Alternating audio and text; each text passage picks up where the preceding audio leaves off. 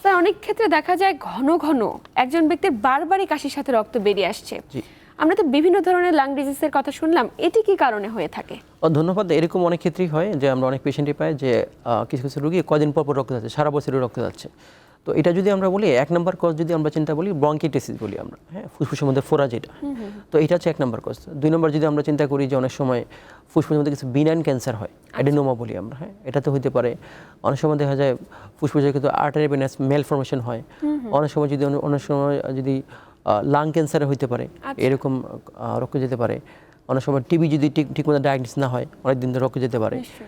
Acute bronchitis যদি বারবার হয়, ইভেন অনেক সময় সিওপিডি পেশেন্টের, হ্যাঁ, অনেক সময় এই জিনিস আমরা মিস করি। ক্রনিক ব্রঙ্কাইটিস পেশেন্টের প্রায় 55% কেসে তাদের ওই ফুসফুসের মধ্যে ছোটো ছোটো ফোড়া হয়, এবং তাদেরও এরকম যখন ইনফেকশন হবে তখন এরকম কাশিতে রক্ত যেতে পারে।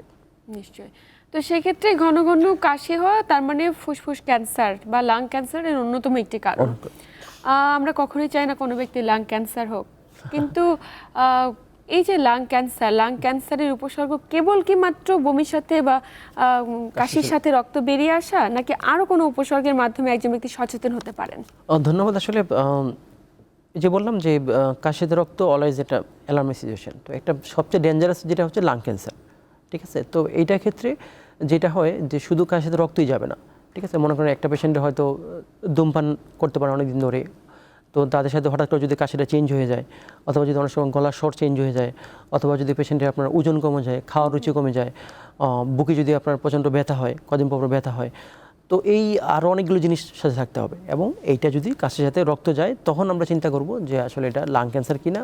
তখন আমরা এক্সরে করে দেন আমরা অন্য প্রসিড করবো যে অন্যদিকে আমরা আগাবো কিনা। নিশ্চয়ই। তো যখন শনাক্ত হয়ে যায় যে তার লাং ক্যান্সার হয়েছে, লাং ক্যান্সার মানে কি মৃত্যু, নাকি কোন স্টেজে গেলে বা প্রাথমিক অবস্থা শনাক্তকরণ হলে এটিকে নিরাময় করা সম্ভব? ধন্যবাদ। খুবই সুন্দর একটা কোশ্চেন। আমাদের আসলে আমি যখন 5 বছর আগে আমরা এটাই রোগীদেরকে বলতাম যে লাং ক্যান্সার হয়েছে, ঠিক আছে, বাসায় নিয়ে যান, 2-3 মাস বাঁচবে, আপনাদের যা যা খাওয়াই দেবেন, সবার সাথে রোগীর সাথে ভালো বিহেভ করবেন। তো এখন আসলে এটা একটি চেঞ্জ হয়েছে, এবং চেঞ্জ মানে বেশ ভালো চেঞ্জ হয়েছে। এখন যদি আপনি লাং ক্যান্সারের যে 4টা টাইপ আছে, যদি আপনি অ্যাডেনোকার্সিনোমা চিন্তা করেন, তখন দেখবেন যে আপনার অনেক পেশেন্ট ট্রিটমেন্ট ছাড়াই 2-3 বছর বাঁচে।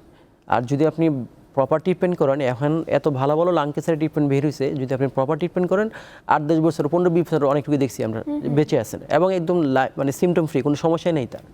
তো এই জন্য আপনার যদি আর্লি ডায়াগনোস করতে পারেন, এবং যদি আপনি প্রপার ট্রিটমেন্ট নেন লাং ক্যান্সারের, যদি আপনার লাংসে পানি আসলে যদি ওই ট্রিটমেন্ট নেন, বা মানে যেটার জন্য যে ট্রিটমেন্ট নিতে হবে, এবং অনকোলজিস্ট বা ক্যান্সার বিশেষজ্ঞ যেভাবে আপনাকে অ্যাডভাইস করবেন, আমরা ফুসফুসের ডাক্তাররা যেভাবে অ্যাডভাইস করবো, যদি অ্যাডভাইসগুলো মেনে চলেন, তাহলে দেখবেন যে লাইফ এক্সপেক্টেন্সি অনেক বেড়ে যাবে। এবং স্বাভাবিক মানুষের এবং লাং ক্যান্সারে আমি বলবো যে অনেক সময় ডিফারেন্স থাকে না, যে তাদের লাইফ মানে এতদিন বেঁচে থাকেন তারা। নিশ্চয়ই।